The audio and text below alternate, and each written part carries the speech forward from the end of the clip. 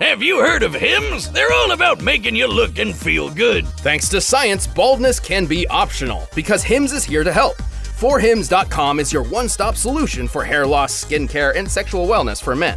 Get started with the complete hair kit for just $5 right now while supplies last and subject to doctor approval. See their website for full details and safety information. This could cost hundreds if you went to another doctor or pharmacy. So go to 4hims.com/deathbattle. That's FORHIMS.com/deathbattle. 4hims.com/deathbattle.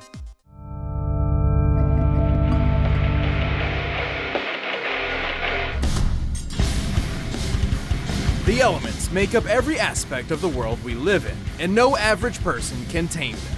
But somehow these kids can master them with a vengeance. Like Aang, the Avatar. And Edward Elric, the Fullmetal Alchemist. He's Wiz and I'm Boomstick. And it's our job to analyze their weapons, armor, and skills to find out who would win a death battle. Water. Earth. Fire. Air. Heart! Once the four nations lived in harmony, and some of their citizens could even learn to bend their nation's element. But only the Avatar could master all four, and it's their duty to protect the balance between these nations. And since there's always gotta be an Avatar around, a new one is born whenever the last one dies. But everything changed when the Fire Nation attacked. Attempting to conquer the other three nations, the Avatar would inevitably be their greatest obstacle. Man, they'd even go after a kid? Living among the air nomads, Aang was an energetic and dutiful 12 years old when he learned of his destiny. He was the newest incarnation of the Avatar. But he totally wussed out, ran away from home, and got frozen in ice for 100 years. What the hell? That's not what I'd do if I found out I was an awesome elemental badass. I'd definitely find a way to make money off that. Boomstick, he's 12. But running away actually saved his life, as the Fire Nation knew the next Avatar would be an air nomad and slaughtered them all in a horrific surprise attack.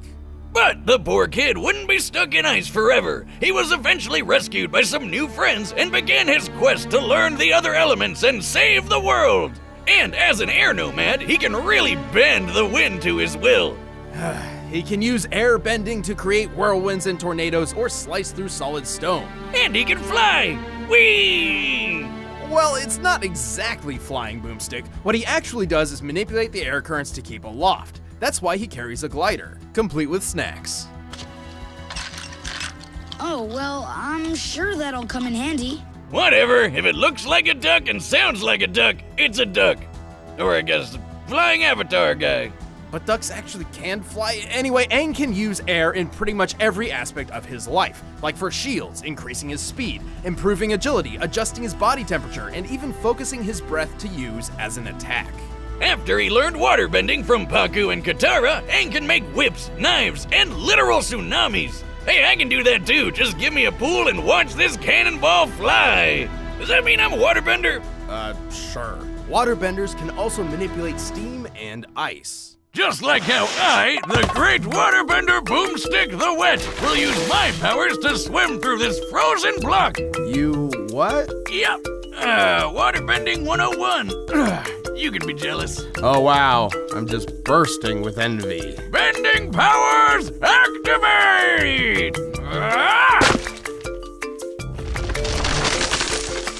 Ha! Success!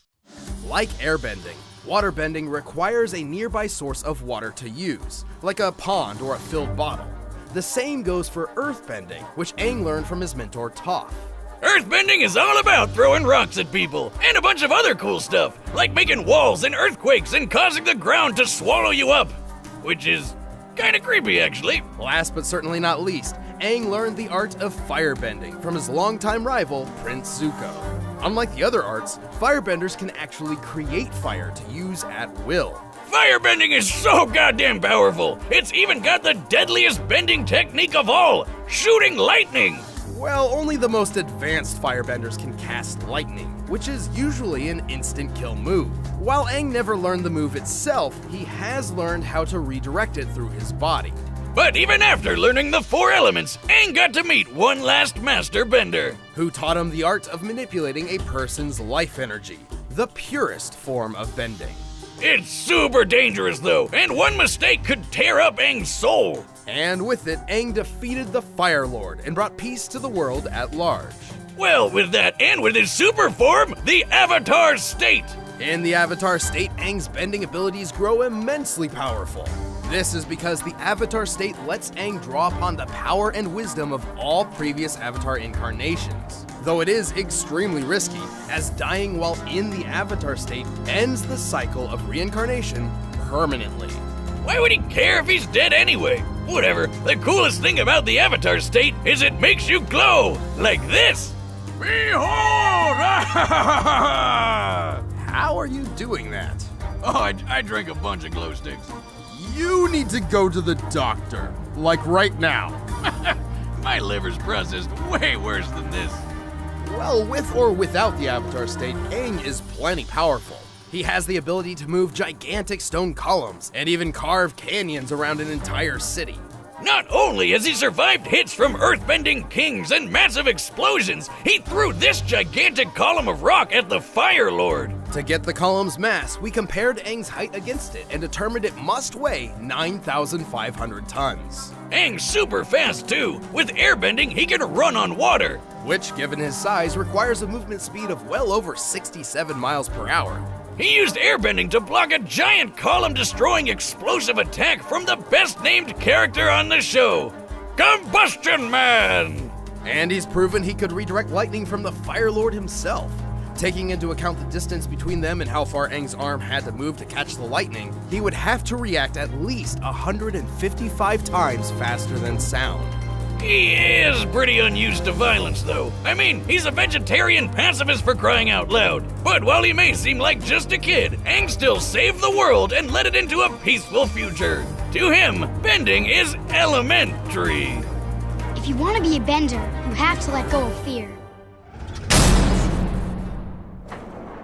Alchemists of old once tried to turn lead into gold with not great results. But in the country of Amestris, the ancient science of alchemy is actually possible By using the Earth's natural energy to reshape the molecular structure of various objects. And by drawing a circle thingy. A transmutation circle, which most alchemists use except for the youthful prodigy, Edward Elric. Oh, what a little badass! Careful, Boomstick, he's a bit touchy about his size. Hey, if I lost my mom like he did, I'd get mad at the little stuff too. But Ed and his brother Alphonse figured they could bring her back with alchemy. So they went for it, but things went south real fast. You know how people say they'd give an arm and a leg for something? Well, Ed literally did, and poor Al lost his whole body. Luckily, Ed managed to stick his brother's soul in a suit of armor, but still, yikes. This horrible experience has forever marked the two brothers. No one is meant to transmute the human soul, and the boys were lucky just to escape with their lives. But he got something good out of it, like super secret knowledge, including how to do alchemy without a circle thingy. He just has to clap instead. So, worth it? With these new abilities, Ed and Alphonse began their quest to restore their bodies. Specifically, they sought the incredible power of a Philosopher's Stone, believing it to be their only chance. Eventually, Ed joined the military, and thanks to his amazing potential, he was named by the Fuhrer the Fullmetal Alchemist. What? Adolf Hitler? Nah, it's just Bradley. He's okay. Until he isn't. Spoilers! Also, since Ed lost a couple limbs, he got them replaced with automail, kinda like my leg. Automail is made from incredibly durable metal, ranging from his original steel one, to a gas-powered one, to his best version consisting of a mix of aluminum and carbon. Apart from being durable metal prosthetics, Ed's automail limbs function just like normal ones. He can even reshape his arm as a weapon. So he can turn it into swords and saws and stuff, increase its durability by hardening its makeup, or turn it into an umbrella. Ah, truly a limb of many talents. But at the end of the day, Ed's true talent lies not in sword fighting or umbrella holding, but the art of alchemy. He can do all sorts of crazy things with all the elements. He can basically make anything he wants, like spears and shields. So long as he follows the rule of equivalent exchange. Anything created with alchemy must have a source of equal value and cannot be made fundamentally different. For example, lead can be molded into a statue, but it cannot be turned into water. Other than that, there are 3 principles needed to use alchemy well: comprehension, Which means you gotta understand what the thing you're using is made of. destruction, Breaking stuff down. and reconstruction. Putting stuff back together. Ed is only limited by the materials at hand and his imagination. At his full potential, he can do almost anything. He can purify water, create ammonium gas from ammonium nitrate, repair entire houses, and transform a gun into a trumpet. Don't you ever try and do that with any of my guns. Anyway, Ed's also learned destruction alchemy, which does exactly what you think it does: make a big ol' kaboom. Ed's used it to destroy stuff like automail, but it can also be used to explode people's heads. So, using destruction alchemy, Ed should be able to destroy something like this on a molecular level. Ha! Or you could just do that. Anyway, with all of his abilities, Ed has done some incredibly impressive things. Not only has he blocked gunfire from a Gatling gun after it started firing, he's dodged a pistol from nearly point-blank range, and his automail arm even took a bite from a lion-headed chimera. It was totally fine. Assuming this chimera has a similar bite force to that of a real lion, that means Ed's arm stood up to a force of 1,000 pounds per square inch. He's created a gigantic cannon and then survived that cannon exploding while he was standing on it. And then he survived being on top of a huge boulder exploding too. We can measure the boulder's explosion against Ed's size to get an approximate energy output. With a radius of 36 feet, this blast must have been equivalent to over 100 tons of TNT. How's that for equivalent exchange, bitches? He also survived an explosion that took out most of a 10-story building. Even apart from being tough, Ed has shown considerable strength when using alchemy. Like when he created a gigantic golem to crush his opponent. By measuring the size of the stone golem's thumb, comparing it to the size of the average human's thumb, and using that scale to estimate the size of the golem, that gives us an estimated weight of over 3,000 metric tons. All this without any Philosopher's Stone, because it turns out those things are really, really messed up. Right, Philosopher's Stones are extremely powerful and can be used in many different ways. Kimberly the Crimson Lotus Alchemist, for example, used one to create a massive explosion equal to 157 kilotons of TNT. However, it turns out that these stones are composed of imprisoned human souls. So Ed and Al vowed to avoid them on principle. Although Ed can boost his alchemic power in a similar manner by drawing on his own life force, increasing his potential at the cost of shortening his lifespan. But that's what Ed ultimately had to learn, what it truly means to let something go. And so he found another way to revive Al's body, sacrificing his own power for the sake of family. Aw, what a nice guy. But all in all, so long as Ed knows what he's trying to transmute, he's an amazing force to be reckoned with. Now let's go home.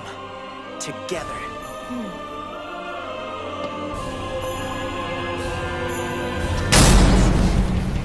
All right, the combatants are set, and we've run the data through all possibilities. But first, thanks to Blue Apron, I've become a food vendor. By now, you've probably heard of Blue Apron, the leading meal kit delivery service in the US. Choose your meals each week, get the ingredients delivered to your doorstep, and whip up a meal using the easy-to-follow directions provided. It's a great way to get fantastic meals without having to worry about all that tedious prep work cooking at home usually requires. And if you jump in now, you'll get some delicious summer choices like juicy burgers and tomato salsa. Personally, this has been a fantastic way to get legitimately good meals into my busy weekly routine. My favorite part is feeling like a master chef, making creative and delicious meals with my own hands. You guys really need to try it out. It's pretty nice coming home knowing I'll have a delicious meal I can whip up with ease. To start making delicious, brag-worthy meals at home without the hassle, try Blue Apron. Check out this week's menu and get $60 off at blueapron.com/battle. That's blueapron.com/battle. Blue Apron, a better way to cook. But right now, it's time for a death battle!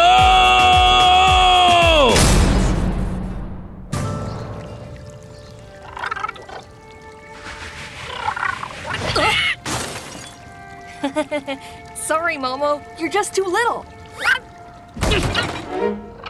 Little! Who are you calling a pipsqueak, you stupid hairless kid? Nobody? I'll show you!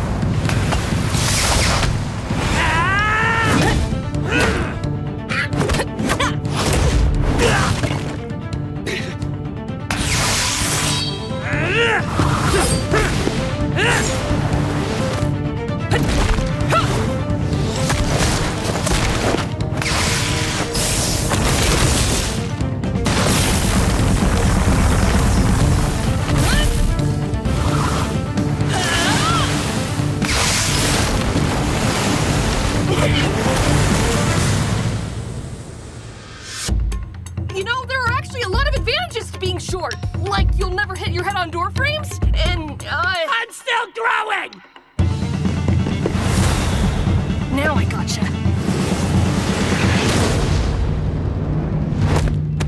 Ah! Oh no! I'm sorry! A classic misdirection. That's advantage Elric! Ha! Damn it!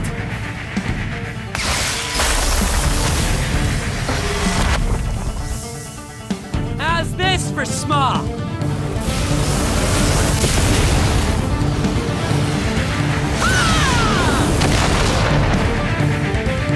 What kind of alchemy is that?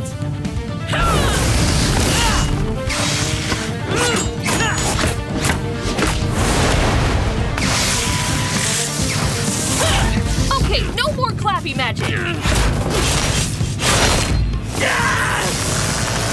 Uh-oh.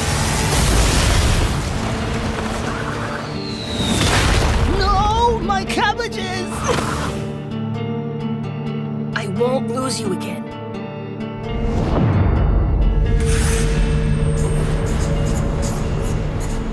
There you are! Nice try, Shorty!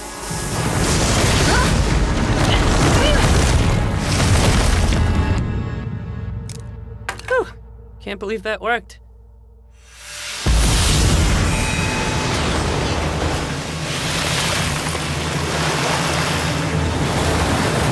This ends now.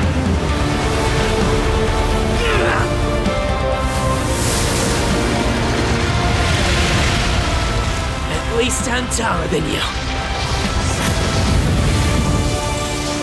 You left me no choice. KO! Looks like Ed didn't have a leg to stand on. Or arm, I guess. Ed may have been more quick-witted and inventive, and he certainly had more combat experience. But Aang's bending abilities were far more versatile and readily available than combat alchemy. Yeah, it had cool stuff like cannons and gun trumpets, but Aang was fast enough to react to lightning, which is way faster than dodging a measly bullet. Recall how Ed survived an explosion that destroyed most of a 10-story building. By examining the size of the building and thus the volume of the conical explosion, this blast must have equaled about 30 kilotons of TNT. That's cool, but Aang did way more when he carved up a circle around that city in Avatar State. The force to blast such a huge ravine around the city of Yu Dao was a massive undertaking.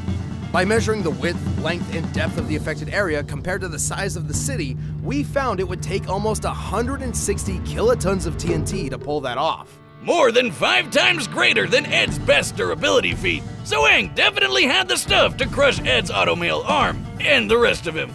Granted, Ed could reach this sort of power by sacrificing his life force. Remember Kimblee's explosion, the one empowered by a Philosopher's Stone, a blast worth 157 kilotons of TNT? That's almost identical to Aang's feat, and theoretically, Ed could have been capable of this level of power. Theoretically. However, a Philosopher's Stone uses many souls, while Ed could only draw from his one. Not to mention, drawing from his own life force meant his power-up had a very short and dangerous duration limit compared to the Avatar state, which has no such limit. But even so, Ed's tactics and creativity kept him in the fight, yet the Avatar's speed, power, and versatility was too much for him. Aang may be a pacifist in canon and would hardly kill anyone, but unleashing his full power is a sight to behold. Just when Ed thought he had the hang of it, he alchemist the mark. The winner is Avatar Aang. Thanks for watching this episode of Death Battle. If you want the battle music for yourself, you can get it by clicking the link down below. And if you'd like to see some more battle and death, make sure to click the link over there. That's right.